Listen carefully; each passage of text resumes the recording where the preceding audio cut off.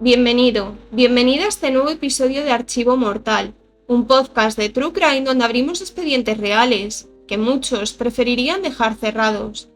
Aquí vas a escuchar historias reales que parecen de película, pero desgraciadamente ocurrieron de verdad. Algunas son conocidas, otras no tanto, pero el punto en común es que todas nos impactan, nos dejan con preguntas y también con la necesidad de no olvidar. El año 1992 marcaría un antes y un después en Oil City, una ciudad perteneciente al condado de Venango, en Pensilvania. A raíz del tremendo crimen de Shauna Howe, la localidad decidió prohibir la celebración de Halloween durante 16 largos años. Antes de comenzar, me gustaría agradecer vuestro tiempo, y si es posible, suscribiros, dar un like y compartir si os gusta este contenido. Y dicho esto, abrimos el archivo.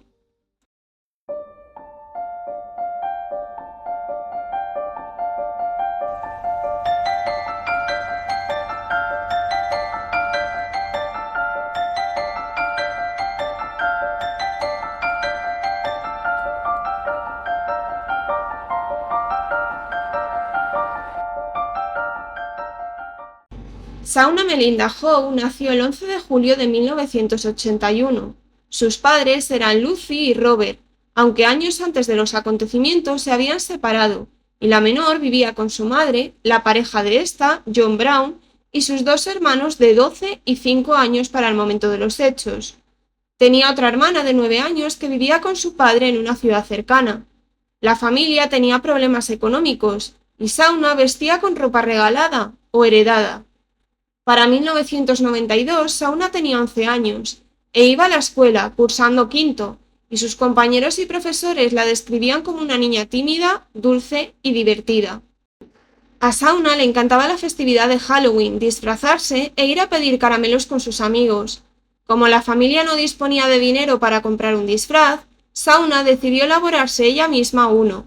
La joven decidió ir de gimnasta, con un body color turquesa con purpurina, unas medias con rayas negras, unos guantes largos de satén y unas deportivas.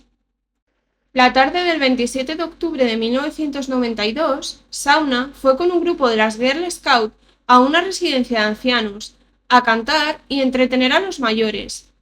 Bajo la ropa llevaba su disfraz, ya que quería ir a la iglesia metodista para celebrar Halloween, y no tendría tiempo para cambiarse. A Shauna le daba miedo la oscuridad y tras la fiesta debía regresar a casa, pero su madre tenía que trabajar aquella noche y no podía ir a recogerla. De todas formas, le dijo que mandaría a alguien a buscarla. Sin embargo, Lucy tuvo un día ajetreado y olvidó pedir a alguien que fuera a recoger a su hija. Shauna esperó con una amiga para que alguien fuera a buscarla, pero no acudió nadie. Como pasaba el tiempo y nadie la recogía, las dos pequeñas fueron caminando de regreso a sus casas. Todo el rato se hicieron compañía mutua. Sin embargo, en un momento determinado, el camino era distinto para cada una. Como Shauna tenía miedo de la oscuridad, le pidió a su amiga que por favor la acompañase. La amiga le dijo que la acompañase ella a su casa, y luego su padre la llevaría a su vivienda. Shauna, sin embargo, se negó y comenzó a caminar sola de regreso a su casa. El trayecto era de tan solo 10 minutos. Sobre las 8 de la noche, Lucy llamó a casa para ver cómo estaban todos. John le dijo que Shauna todavía no había regresado de la fiesta de Halloween, y fue cuando la mujer cayó en la cuenta de que no había mandado a nadie a buscarla. Pensó que como la iglesia estaba a menos de 1 kilómetro de casa y el trayecto constaba de calles que la joven conocía a la perfección, no tendría ningún problema para volver. Sobre las 8:30 empezaron a preocuparse, ya que todavía Shauna no había llegado. John no disponía del teléfono de la amiga de la menor, así que condujo explorando el vecindario. Sin hallarla, se dirigió a la iglesia para comprobar si seguía allí, pero la fiesta había terminado y todos los niños ya estaban de vuelta en sus casas. Al rato, Lucy volvió a llamar a casa y sugirió que igual la niña estaba con su exmarido. Sin embargo, al llamar a Robert, descubrió que Shauna no estaba con él. Todo era muy extraño, pues Shauna era muy responsable, y si hubiera estado en casa de alguna amiga, hubiese llamado por teléfono avisando. Cuando Lucy terminó su turno, regresó a casa y telefoneó a una de las mejores amigas de Shauna. Esta fue la misma niña que había vuelto con la menor, y contó su versión de los hechos, indicando que sobre las 8 de la tarde, Sauna decidió volver sola a casa. Sobre las 10 de la noche, habiendo pasado 2 horas desde la desaparición de su hija, Lucy llamó a la policía para interponer una denuncia. Unos agentes se acercaron a la vivienda familiar para hacerles una serie de preguntas. Pronto realizaron la conexión con una llamada que había tenido lugar un par de horas antes, sobre otro hecho que había tenido lugar en la misma ciudad. Un vecino llamó informando que iba caminando por West Fair Street a la altura del cruce con Rich Street a las 8:06 de la noche, cuando vio cómo secuestraban a una niña. Afirmó que vio a un hombre alto, delgado, con aspecto desaliñado, que vestía una chaqueta militar y una gorra de béisbol. Estaba fumando un cigarrillo en la acera de enfrente a la que estaba la pequeña. Cuando la vio, salió corriendo hacia ella, la cogió y se la llevó girando por otra calle. Tras esto escuchó un grito ahogado. El hombre corrió hacia ellos y pudo ver un sedán de color rojo acelerando y abandonando el lugar. El testigo no pudo ver la matrícula debido a la velocidad que llevaba el vehículo. El hombre apresurado comenzó a llamar a la puerta de los vecinos. Una señora abrió, y éste indicó que acababa de presenciar un secuestro y que debían de llamar enseguida a las autoridades. Al principio no tenían constancia de ninguna desaparición, pero cuando se denunció la desaparición de Sauna, el testimonio tomó relevancia. Enseguida entendieron que esa calle era la que tenía que seguir la menor para volver a casa, y pensaron que podía tratarse de ella. Se avisó a todas las patrullas disponibles y todos los agentes y unos 100 vecinos de la zona peinaron los lugares próximos durante todo el día del 28 de octubre, sin resultados. Al día siguiente, el 29, una partida de búsqueda liderada por el tío de Sauna se adentró en una zona boscosa y cerca de un sendero frecuentado por senderistas, cazadores, pescadores y lugar donde se realizaban fiestas de noche, encontraron ropa perteneciente a una niña y que se confirmó que era la ropa que vestía Sauna el día de su desaparición. A pesar de peinar de manera más exhaustiva la zona, no hubo éxito. Se distribuyeron panfletos con la imagen y descripción física de la menor. Su madre apareció en la televisión pidiendo la liberación de su hija, y su padrastro apareció en la prensa solicitando su puesta en libertad. A las 9 de la mañana del 30 de octubre, a tan solo unos metros de donde se encontró la prenda de ropa de Sauna, un campista que paseaba por debajo de un puente hizo un horrible descubrimiento. El cuerpo de la niña se encontraba boca abajo entre una roca y un tronco.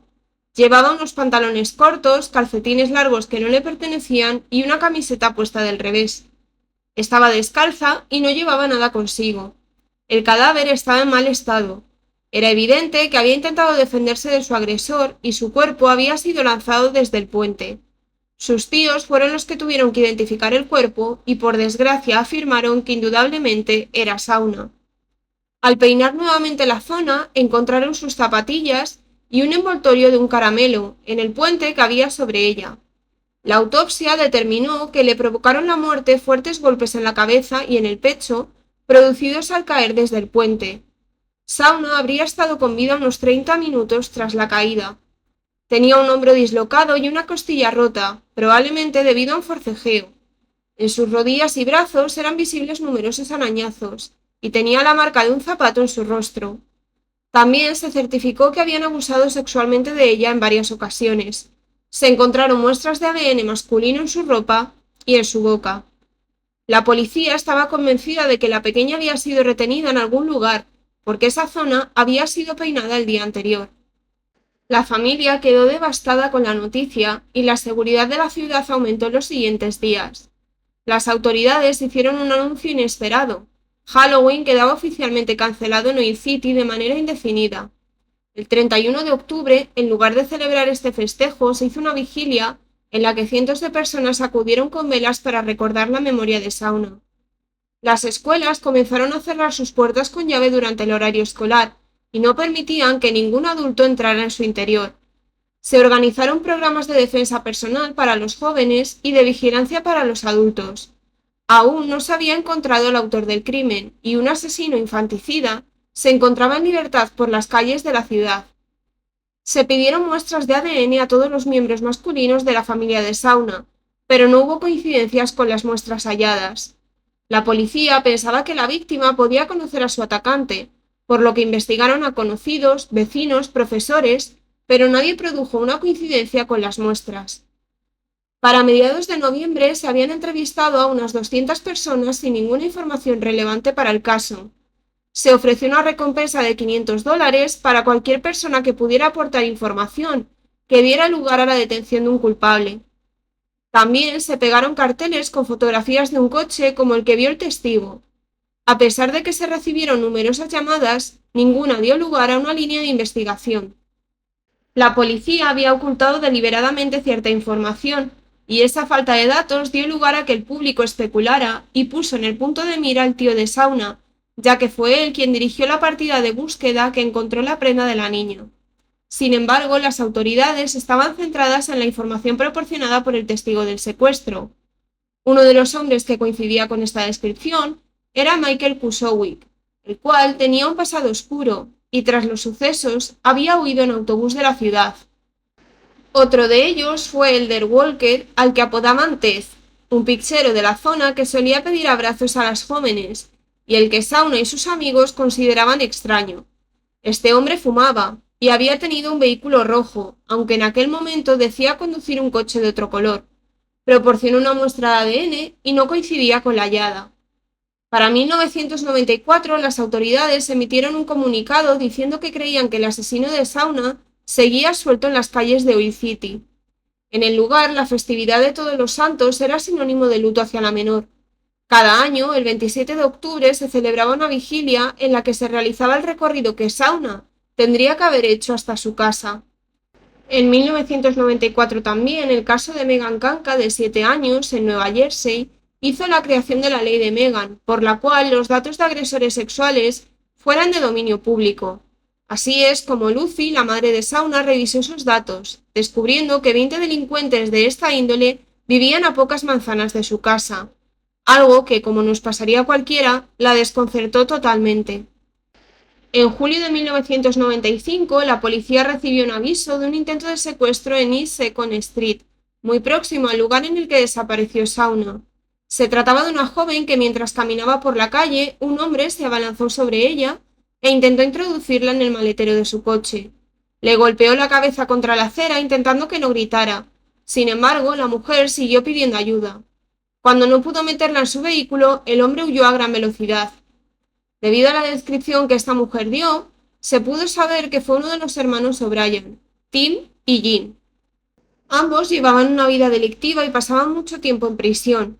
Cuando estaban en libertad trabajaban como jardineros o en fábricas. Los compañeros que trabajaban con ellos les tenían miedo. Habían sido acusados por abuso a menores y adultos. Para el momento en el que intentaron secuestrar a la joven, Tim estaba en prisión por embriagar a una chica de 16 años y tomarle fotografías fuera de lugar. Por ello se dedujo que había sido Jean. Los nombres de estos hermanos ya habían sido barajados en relación con el crimen de Sauna Howe, ya que Elder Walker, el pixero, los mencionó en su interrogatorio y los propuso como sospechosos. Con el pasado criminal que tenían, se habían planteado como los posibles autores del crimen. Sin embargo, había pequeños detalles que parecían excluirlos. No coincidían con la descripción del sospechoso, alto y delgado, ya que ellos eran menudos y corpulentos. Además, cuando aconteció el crimen, ambos estaban presos, por lo que les proporcionaba una coartada sólida. El 29 de octubre de 1997, Senny Freeman, una niña de 4 años, fue secuestrada en Oil City mientras jugaba en un jardín con dos amigos, Christian y Tiffany. En un momento dado, Christian corrió para pedir ayuda a su madre, y Tiffany relató que un hombre vestido de negro se había llevado a Senny a una zona arbolada. Cientos de voluntarios comenzaron rápidamente la búsqueda, preocupados también porque la niña iba sin abrigar y hacía bastante frío. Entre los voluntarios se encontraba Nicholas Bowen, de 17 años, y que a la policía le resultó sospechoso ya que iba vestido completamente de negro, al igual que el atacante. Se le había visto jugar con los niños aquella misma tarde. Su comportamiento era bastante extraño y estaba nervioso. Tras un breve interrogatorio, Nicholas se derrumbó y confesó el crimen, además de llevar a las autoridades hasta el cuerpo de la niña. Había abusado sexualmente de ella y la había asesinado. Por las similitudes con el caso de Sauna Howe, Nicholas se volvió sospechoso principal de la investigación a pesar de su corta edad cuando desapareció la menor. Finalmente, se consideró imposible que con 12 años cometiera el crimen de Sauna y se pensó que las similitudes habían sido simples coincidencias. En este mismo año, 1997, el matrimonio formado por Richard Jobs, de 32 años, y Diane, de 30, fueron imputados en el condado de Armstrong, al sur de Oil City, por más de 200 cargos de delitos de carácter sexual contra 3 enfermeras que habían contratado para cuidar de sus hijos impedidos. Tenían un niño con parálisis cerebral y un bebé con problemas respiratorios. Las 3 mujeres contaron diferentes episodios donde fueron acosadas e incluso abusadas. En el momento del secuestro y asesinato de Shauna, los Jobs vivían a tan solo 12 kilómetros del lugar de los hechos. Cuando interrogaron a Diane por el delito hacia las enfermeras, declaró que había mentido con respecto a la coartada que dio sobre su esposo el día que Shauna Howe desapareció, ya que éste había sido considerado como sospechoso. Richard fue nuevamente interrogado respecto al caso de Shauna, pero negó tener nada que ver con ello. Se le tomó una muestra de ADN para cotejarla con la encontrada en la víctima. Sin embargo, no coincidía con la hallada. En 1999, la policía registró una vivienda de 2 plantas que estaba cerca del lugar en el que había desaparecido Shauna. Esta casa pertenecía a Michael Kusowick, el hombre que había huido en autobús. Recogieron muestras del sótano ya que pensaban que podría haber sido el lugar donde retuvieron a la pequeña. Tras años desaparecido, consiguieron localizar a Michael en una prisión en la que estaba cumpliendo condena por cargos relacionados con sustancias ilícitas. A pesar de investigarle en relación al caso de Shauna, no encontraron pruebas que lo incriminasen. El detective Richard Graham trabajó para la Policía Estatal de Pensilvania desde 1970, y cuando aconteció el crimen de Shauna, él trabajaba únicamente patrullando, y estuvo participando en las búsquedas. En 1995 se le adjudicó el caso, el cual le obsesionaba particularmente, y habitualmente dedicaba su tiempo libre para investigarlo. Se pensó en la posibilidad de que no hubiera sido un único atacante, sino que hubiesen sido varios, algo que hasta ese momento no había sido considerado. Y es que el cuerpo de la joven no presentaba marcas de ligaduras, y hubiera sido más fácil retenerla entre 2 personas, y el hecho de que el testigo viera el coche acelerar nada más llegar al lugar podría indicar que habría alguien al volante mientras raptaban a Shauna. A finales del año 2001, Tim O'Brien fue interrogado nuevamente en relación a un robo. Ambos hermanos se encontraban nuevamente en prisión, Tim por el robo y Jim por haber embriagado a la joven que hemos mencionado anteriormente. El detective Richard Graham solicitó una muestra de ADN a Tim, a pesar de que ambos estaban en prisión mientras tuvo lugar el ataque de Shauna. Tim accedió, pero afirmó querer hablar antes con un abogado. La respuesta dejó perplejo al detective, y aunque el resultado de la comparativa fue negativo, pensó que estaba bastante cerca de resolver el ataque. Desde que le llegó el caso, el detective Graham había confiado en las notas e informes que tenía presentes, pero no había comprobado que la información fuera verídica. Siempre había dado por hecho que los hermanos O'Brien estuvieron en prisión porque así se había indicado, pero no lo había contrastado hasta ahora. Cuando comprobó los registros, vio que efectivamente habían sido detenidos en aquella fecha, sin embargo, no quedaron en custodia policial ya que pagaron la fianza. Al finalizar el año, el detective Graham fue trasladado a otra unidad, y otro detective heredaría el caso. Es por esto que Graham quiso hablar con su sustituto y dejarle claro que los hermanos O'Brien se movían con total libertad cuando aconteció el crimen. Así que le pidió que consiguiera una prueba de ADN de Jim para poder cotejarla. A principios de 2002 se cumplió su petición y se solicitó una muestra de ADN de Jim O'Brien. Mientras analizaba la muestra, llegó nueva información. Un antiguo compañero de celda de Tim O'Brien informó que un día, mientras jugaban a las cartas, este le confesó el crimen, diciendo que había forzado a la menor, obligándola a entrar en el maletero de su coche y que luego habían cometido el crimen ambos hermanos. En febrero de ese mismo año, el detective Graham, retirado ya del caso, recibió una llamada de un compañero de laboratorio indicando que quería que fuera el primero en escucharlo, y es que la muestra de Jim O'Brien coincidía con la muestra hallada en el cuerpo de Shauna. Aún así, necesitaban más pruebas para llevarlos a juicio.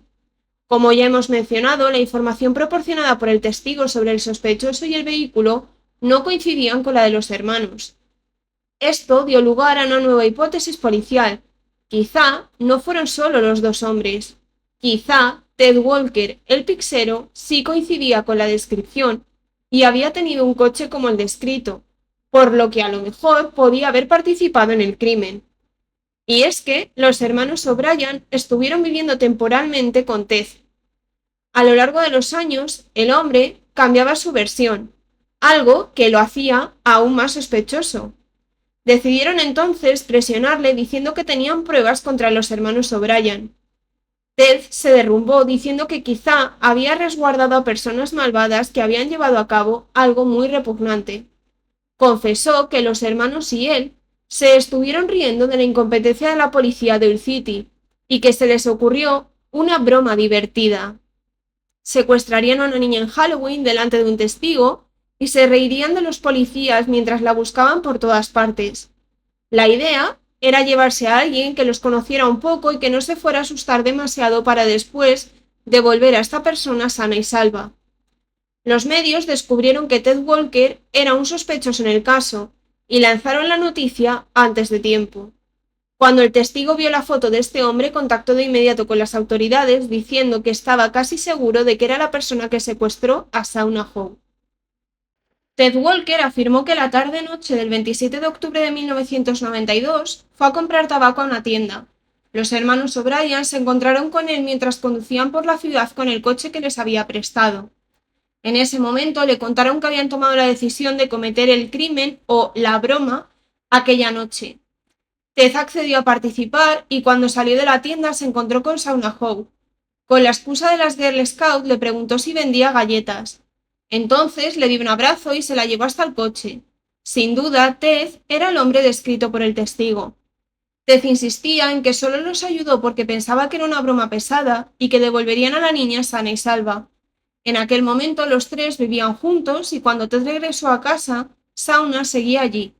Sin embargo, no estaban solos. El hijo de Ted Walker, de 8 años, estaba en la misma vivienda donde tenían retenida a Shauna. Según la versión que proporcionó Ted, escuchó gritos y llantos procedentes del sótano y les dijo a los hermanos O'Brien que la dejaran marchar ya. Uno de ellos le dijo que debía de preocuparse por su propio hijo, algo que Ted tomó como una amenaza. Tras esto salió al jardín hasta que vio que se marchaban con el coche. Para ese momento asumió que Shauna iría con ellos y que iban a dejarla donde la habían secuestrado. A pesar de la insistencia de los detectives, Ted negó su participación en el asesinato y afirmó no haber confesado antes porque temía por la seguridad de su hijo. Cuando le comunicaron a Jim O'Brien que su ADN coincidía con el hallado en la escena del crimen, dijo que no iba a negar lo que ya sabían. Sin embargo, más tarde cambió su actitud y empezó a negarlo todo, realizando declaraciones que contradecían sus palabras. El 3 de julio de 2004, casi 12 años después del atroz crimen, Ted Walker, Tim O'Brien y Jim O'Brien fueron acusados de asesinato, abuso sexual y secuestro.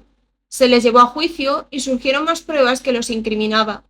En primer lugar, el vehículo que tuvo Ted y que coincidía con la descripción del testigo, siguió usándolo tras el momento del crimen.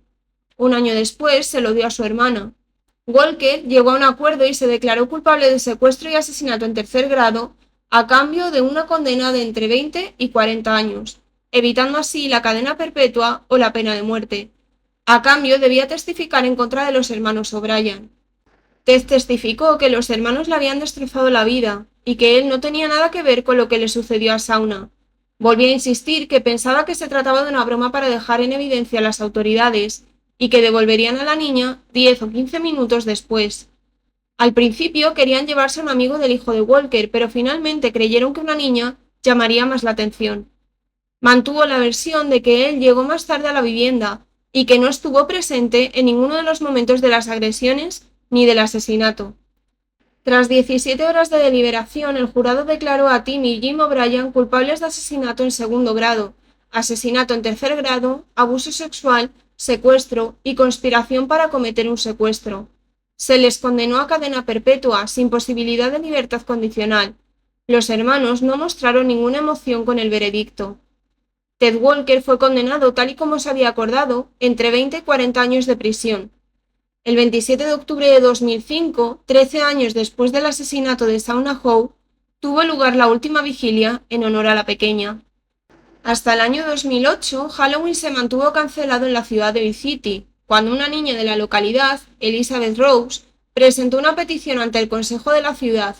Había recogido firmas de sus compañeros pidiendo que se restaurara la festividad. El 31 de octubre de 2008 volvió a celebrarse por primera vez en 16 años Halloween. El caso de Shauna Howe no solo marcó profundamente a la comunidad de Oil City, Pensilvania, sino que también dejó una huella duradera en la conciencia colectiva de todo un país. Su trágico secuestro y asesinato en 1992 estremeció a la sociedad, evidenciando una vez más la vulnerabilidad de la infancia y la importancia de actuar con prontitud y firmeza ante los crímenes que atentan contra los más inocentes. Aunque la justicia tardó más de una década en llegar, la captura y condena de los responsables representó un paso crucial hacia la verdad y la reparación, al menos en parte, del dolor causado. La persistencia de las autoridades, el avance en la tecnología forense y el compromiso con la memoria de Shauna fueron claves para cerrar el caso. Sin embargo, más allá del castigo a los culpables, el caso de Shauna Howe se convirtió en un símbolo de reflexión para una sociedad que no puede permitirse la indiferencia. Su historia nos recuerda la urgencia de proteger a los niños, fortalecer los mecanismos de prevención y promover una cultura de cuidado y responsabilidad comunitaria. Hoy el nombre de Shauna Howe vive como un llamado a nunca olvidar, a mantener viva la memoria de quienes ya no están y a seguir trabajando por un entorno más seguro y justo para todos. Gracias por escuchar Archivo Mortal, un canal donde recordamos a las víctimas y donde no nos olvidamos de lo que muchos preferirían callar. Si este caso te ha impactado, te invito a seguir el canal, compartir este episodio y dejar tu opinión, siempre desde el respeto, por supuesto. Me ayuda muchísimo a seguir investigando y dándole voz a otras historias. Nos escuchamos muy pronto con el siguiente caso.